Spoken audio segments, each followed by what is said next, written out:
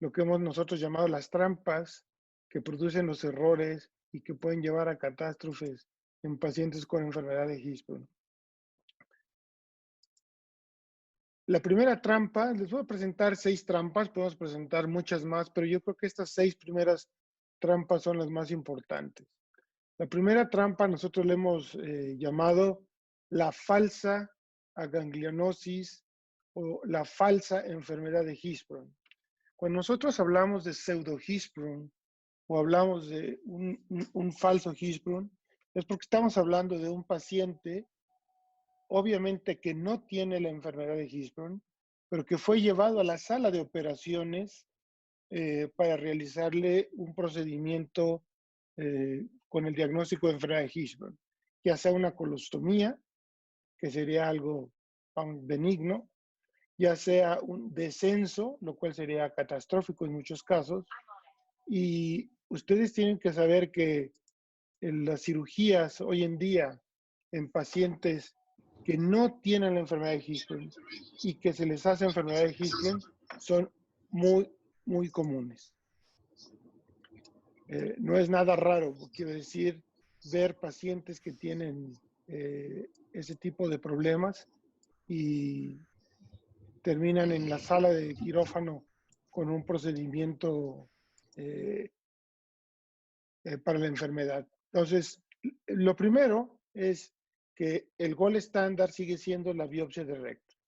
Entonces, en la primera trampa en la que podemos caer nosotros como cirujanos, y aquí tenemos que hablar que somos un matrimonio junto con el patólogo o la patóloga, la primera trampa es que tengamos una biopsia inadecuada. Y entonces, con esta imagen que ustedes ven aquí, yo nomás les quiero repasar rápidamente las 3 capas de la mucosa, que es el epitelio, que es esta línea negra, después esta línea azul, que es la lámina propia, la otra línea que le sigue, que es la muscular de la mucosa. Después tendríamos el área donde viven las células ganglionares, que es la submucosa, y después el plexo mientérico, que está entre la capa circular y la capa longitudinal del recto. Si ustedes toman una biopsia que no contiene submucosa, esa biopsia obviamente que no va a tener células ganglionares.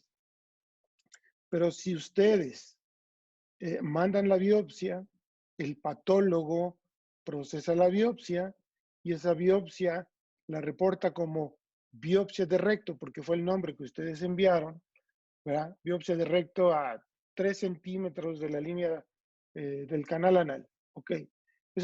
Esa biopsia, cuando ustedes llegue el informe, la van a leer y van a decir biopsia a 3 centímetros del canal anal sin células ganglionares. Y entonces automáticamente nuestra mente piensa que ese paciente tiene la enfermedad de Hirschsprung. Entonces hay que tener mucho cuidado a ese respecto. Ahora vean esta nueva biopsia. Esta biopsia ya está incluyendo la submucosa, ¿verdad? Tiene una buena cantidad de submucosa y por lo tanto nosotros estamos seguros que es una biopsia adecuada.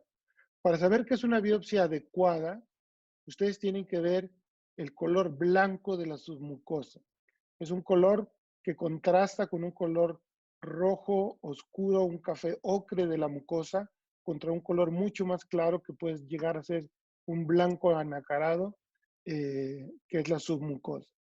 Si ustedes envían una biopsia que no contiene submucosa, lo más probable es que vayamos a caer en esta trampa y el paciente vaya a ser diagnosticado como Hirschsprung y entonces pueda ser sometido a una cirugía de Hirschsprung. Ahora observen esta imagen. Ustedes deben de tener junto con su patólogo, con el grupo de patólogos que trabajen, deben de tener un protocolo muy bien establecido y siempre deben de tener una comunicación con los patólogos. No manden la biopsia y esperen a que por correo electrónico o como les lleguen los informes de estas biopsias. Siempre tienen que hablar con el patólogo, ver las biopsias con el patólogo para evitar estas trampas. Porque este patólogo lo que hizo fue ver 1, 2, 3, 4 y 5 laminillas de una biopsia que ustedes tomaron de forma adecuada, pero que fue procesada habitualmente por los técnicos en histopatología, que no son doctores, ¿ya? Son técnicos. Ellos llegan a la biopsia, la meten en el histoquinet y entonces la procesan y el patólogo le dice, hazme 5 niveles, por favor, con hematoxilina y eosina. Y en ese momento él va a ver 1, 2, 3, 4, 5, y esos 5 niveles no tienen células ganglionares. Y ahora, un paciente que no tiene Hirschsprung, porque ahí están las células, el reporte va a decir biopsia de recto a 2 centímetros del canal anal sin células ganglionares. Y por lo tanto, todos ustedes pueden caer en la trampa de pensar que este paciente tiene una enfermedad de Hirschsprung. Este es otro ejemplo. Aquí tenemos nuestra biopsia. Ahora está bien orientada. Es decir, los cortes, el técnico, ¿verdad? Vio que la submucosa estaba de este lado, la mucosa estaba de este lado, entonces hizo cortes que van de la mucosa hacia la submucosa. Estos cortes están perfectamente bien orientados. Aquí el problema es que el número de cortes que hizo el patólogo o que le mandó el patólogo a hacer fueron muy pocos. Entonces él revisa 5 niveles en donde él ve mucosa, submucosa, muscular de la mucosa y la submucosa, y en ninguna de estos 5 niveles hay células ganglionares y les dice tu biopsia está bien tomada, es una biopsia adecuada, es una biopsia perfectamente adecuada para hacer diagnóstico de Hirschsprung, pero este paciente no tiene células ganglionares. Estas son las trampas, esta es la trampa más frecuente que hemos detectado en el diagnóstico de la enfermedad de Hirschsprung.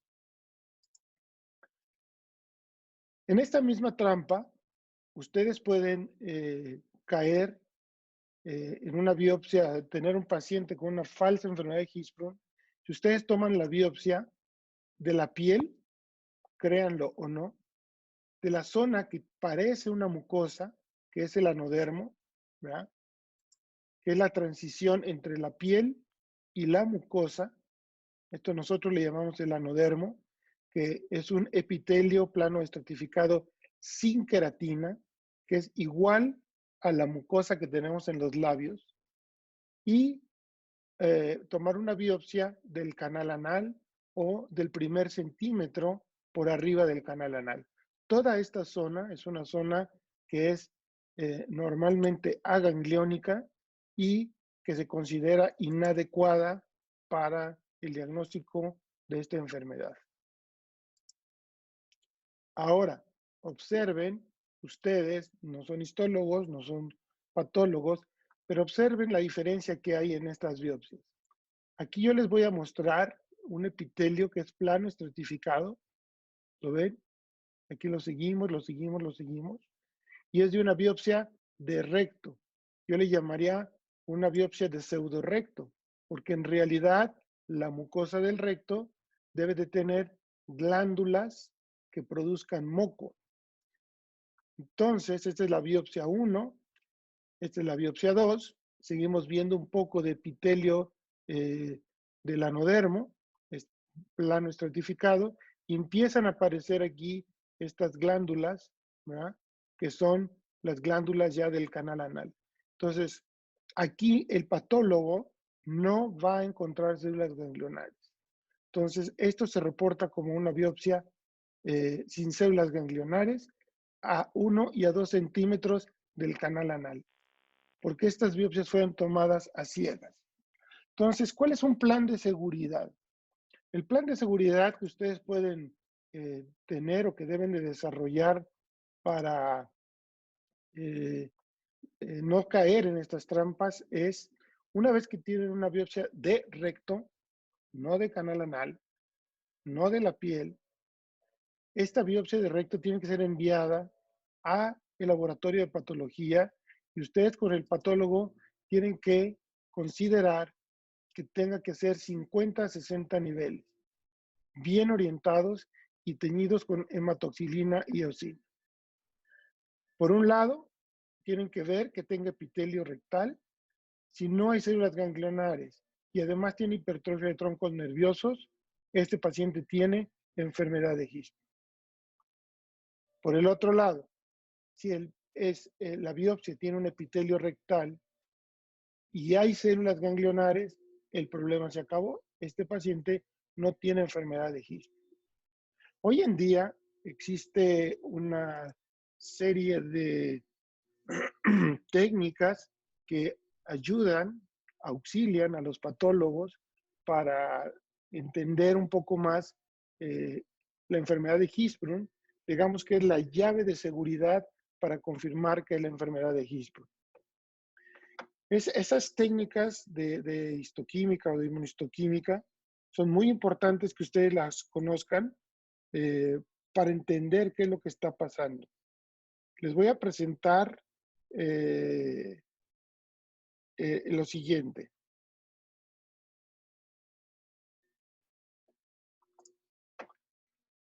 No quiero que sean expertos en patología, pero sí que entiendan como cirujanos qué es lo que nosotros podemos pedirle al patólogo que le haga nuestras biopsias.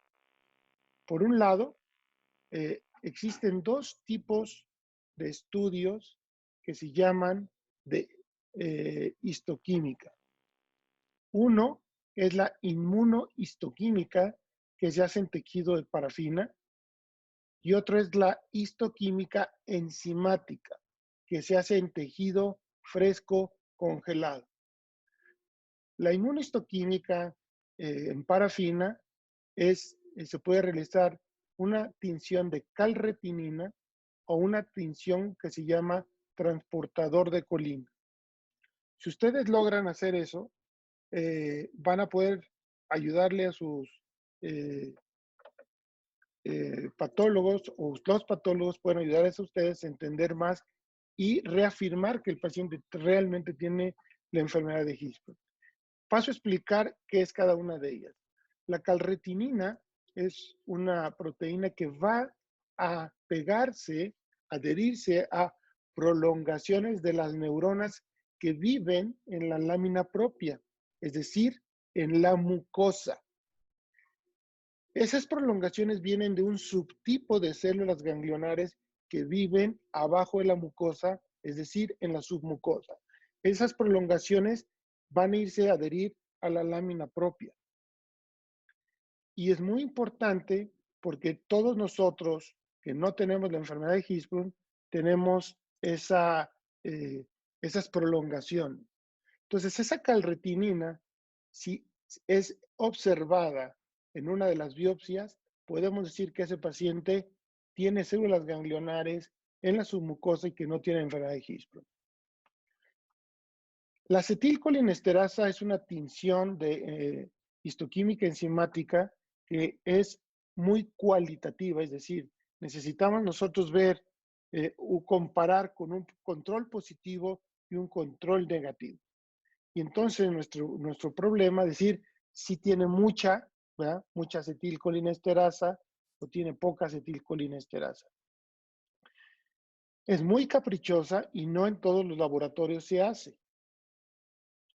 Un reflejo de la acetilcolinesterasa, es decir, el espejo de la acetilcolinesterasa, hoy en día lo podemos encontrar con la inmunistoquímica en parafina, igual que la calretinina, con el antígeno que se llama transportador de colina.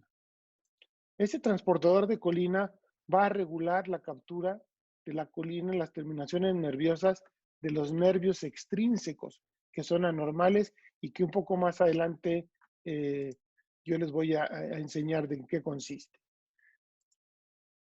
Les quiero mostrar esta diapositiva. Pueden tomarle una foto para que ustedes puedan entender cómo se puede interpretar una biopsia de recto y no caer en una trampa, inclusive cuando la biopsia está mal tomada. Vamos a empezar con lo normal, es decir, una biopsia de recto que es normal. Una biopsia de recto que es normal debe de tener positivas células ganglionares con hematoxilina eosina, debe de tener ausencia, que es este negatividad, ausencia de hipertrofia de troncos nerviosos con hematoxilina eosina. Solamente con la hematoxilina eosina, ustedes pueden estar seguros de que el paciente es normal.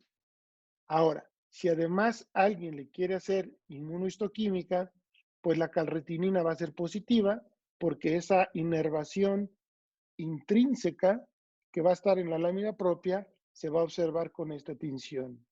Si le quieren hacer la inmunohistoquímica con el transportador de colina, pues va a ser negativa porque no tenemos inervación extrínseca anormal.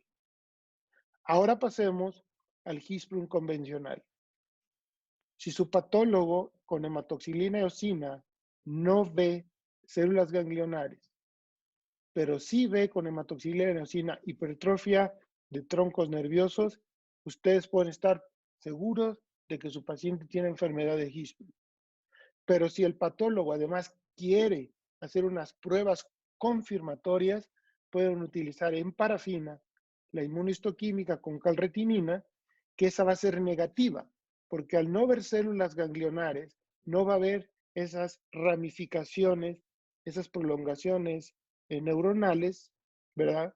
Que van a ir a meterse en la lámina propia. Y si le hacen el transportador de la colina, que como dijimos es el equivalente hoy en día a la acetilcolinesterasa, pero podemos olvidarnos ya de ella, ese transportador de colina, que se hace muy fácil, como la de cualquier técnica de inmunohistoquímica, va a ser positivo, porque nos va a decir que tenemos inervación extrínseca. Y con eso ustedes pueden estar completamente seguros de que el paciente tiene enfermedad de Hirschsprung, nosotros llamamos convencional.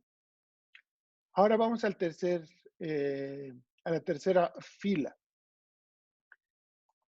Tenemos ahora un paciente que tiene enfermedad de Hirschsprung porque no tiene células ganglionares con hematoxilina eosina, pero no tiene hipertrofia, que es algo que deben de buscar los patólogos. A diferencia de un Hirschsprung convencional, este no lo tiene. La calretinina es negativa, como cualquier otro Hirschsprung. Y el transportador de la colina es negativo, es decir, no hay inervación extrínseca. Estamos hablando de un segmento, una biopsia, que nos está hablando prácticamente que tenemos una genesia del sistema nervioso enteral. Cuando ustedes vean eso, tienen que pensar inmediatamente que su paciente tiene o un segmento muy largo o que están enfrente de un paciente con ganglionosis total de col. Esto es muy importante.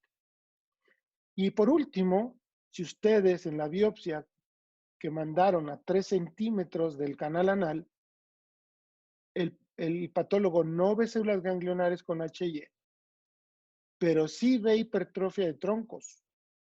Ojo, la calretinina es positiva, algo anda mal. Quiere decir que hay inervación intrínseca en la lámina propia. Y además, la transportador de colina es positivo, no hay match de ninguno de estos, es decir, ni es normal ni es un Hirschsprung convencional.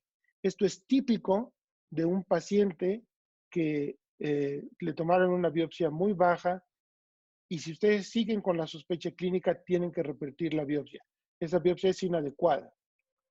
Va a ser difícil que ese paciente tenga enfermedad de Hirschsprung si es que esa biopsia fue tomada de forma adecuada.